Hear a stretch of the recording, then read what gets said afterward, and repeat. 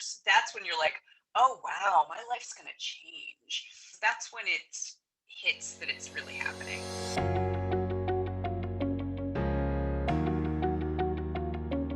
We have Emily Guy Birken with us. Emily, hello. Hi. Thanks for joining us. Your viewpoint, I feel, is very, very important because you don't sell anything. So you can remain completely objective in what you're talking about. You're not trying to steer anybody this way or that way. So talk a little bit about how that has, I guess maybe even helped your career.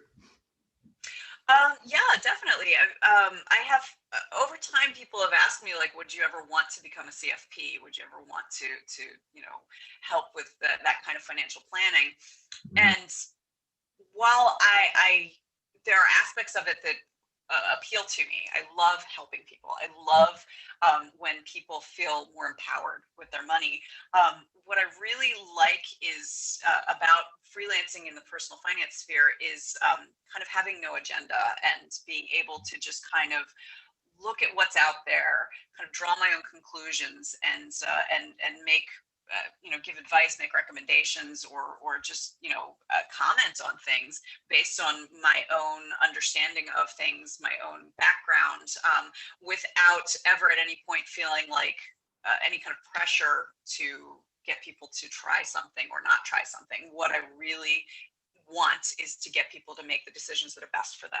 Yeah. And in sitting in my chair here, I also did a little bit of my background. My listeners are aware of this if they've listened to enough episodes, but I used to consult financial advisors all across the country. But what I would see, because I consulted guys that were, say, insurance only, and then guys that maybe they did both insurance and securities. But I would run up against people all the time that were securities only. So if you got insurance only and securities only, you can, right away, that if you're insurance only, everything you need, life insurance, you need annuities, you don't need anything at risk in the market because that's way too risky. Why would you want to do that? But then you got the securities guys that are like, why do you want insurance? Because it's like you're giving up all this kind of upside. And so they're just, all they're doing is just putting them in what they have because they can't do everything. So we found that the advisors that did kind of run in both camps tended to have the more balanced and really less biased. Obviously, when you look at compliance, there's still some conflicts of interest because if you have commissions and fees and stuff like that, you can still, but those that we found that were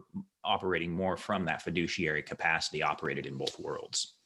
Okay, so we want to talk a lot about one particular book of yours, The 5 Years Before You Retire, because it's called like the red zone. In my first book, and also I've got some podcast episodes where I talk about the red zone, but I actually called it the 10 years before and the 10 years after for no other simple version than when you use this analogy as it pertains to football, it's the 20 years before or 20 yards before you score. So I was like, all right, 10 years before, 10 years after. Those are really important. So you've narrowed it down to 5. So why 5? Why not 7? Why not 10? Why not 15? Why is 5 the magic number? So for the book, I wanted to focus on 5 years before you retire because that's when it hits that it's really happening.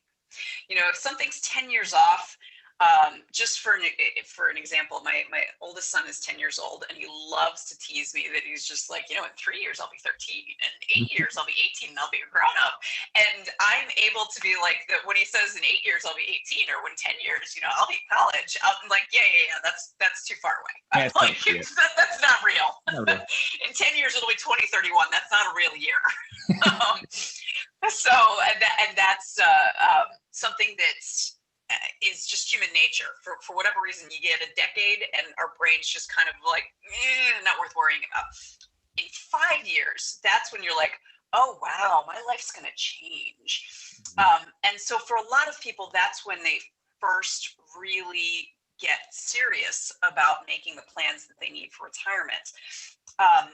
Now, anyone in the industry says, like, if that's when you first start thinking about it, it's too late. And I wanted to make sure that for those folks who haven't really been thinking about it, no, it's not too late. It's just, these are the things you're going to have to worry about. So, you are going to have to get your rear in gear. But 5 years is not like, well, you might as well work forever, which is sometimes the kind of advice you see.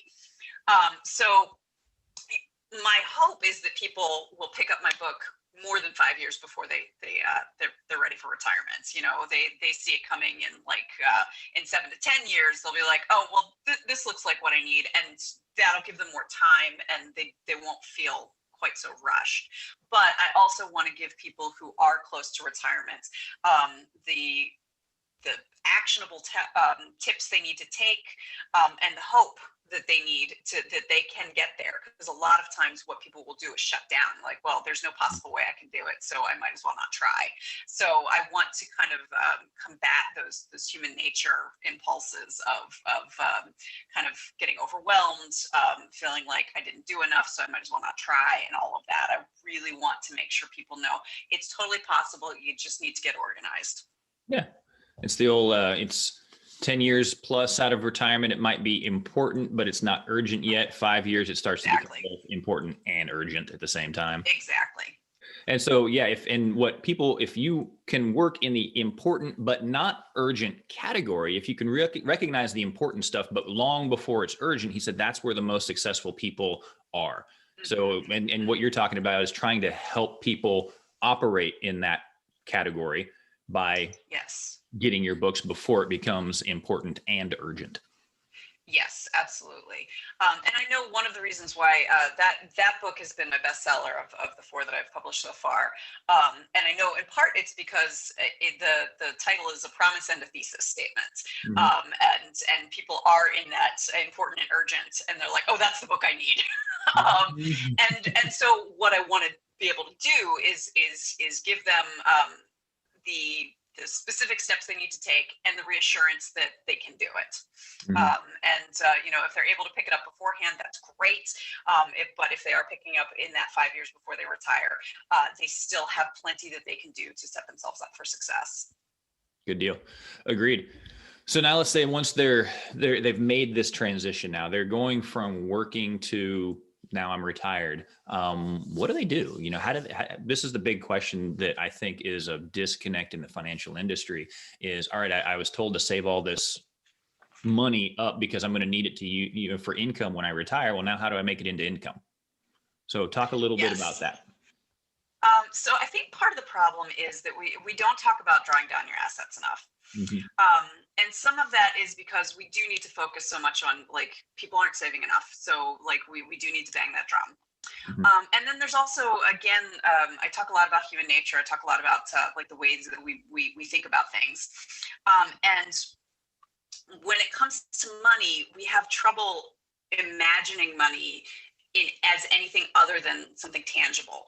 So a lot of us, when we think about our retirement portfolio, we think of it as like Scrooge McDuck's vault. You know, it's just full of coins, or the Harry Potter. Yeah, or the Harry Potter vault where you have to go and take money out, and that's all there is. So it can be really overwhelming for a lot of people to talk about drawing down their assets because they're like, but then it won't be there. Mm-hmm. Because we're not talking about the fact that you're staying invested throughout your retirement. So that's something that we need to make sure that we talk about more is how you can draw down your assets safely, how you can stay invested throughout your retirement. And so that's something that I really focus on with talking about having different levels of investing for when you're retired. So your retirement income is not all coming from the same source. It's going to be in different places depending on where you are in your retirement. Like a bucket. So the bucket, yes, the bucket method. So for those first 5 years of retirement or so, you want your money in something that is stable, that is not going to be affected by market downturns, and so that you know is going to be there. Now, it's not going to have much of a return, if anything, but it will be there for you to spend so that you can handle those first few years of retirement. Second bucket for years about 6 through 15, that is kind of, you know, medium-term savings. investing rather, where you want some stability because you know you're going to need it within a decade or less, but you have some room to let it grow. And then the 16 plus year bucket is for where you can invest like a younger person. We have this sense that, once you're in your 60s, you can't invest in the stock market anymore, or that you cannot take on higher risk, higher return investments. And that's simply not true. Yes, you're not a 20-year-old anymore. You don't have 40 years before you need it, but you don't necessarily need to touch that money until you're in your 80s. And so you can leave it and allow it to ride out market volatility and take on the return, the good returns of allowing for that volatility, without having to worry that you're going to be eating cat food. It's going to be there for you because you're not touching it for about 20 years. As always, if you want answers to your retirement questions, our contact information, calendar link are in the description. Don't forget to smash the subscribe button and hit the notification bell so that you're notified every single week when we put out new content. And don't forget about our other YouTube channel, the Retirement Rescue Radio, which is from our podcast as well, where we do dive deeper into a lot of these categories in very long format style. So always trying to bring you content to empower you to live the retirement that you deserve.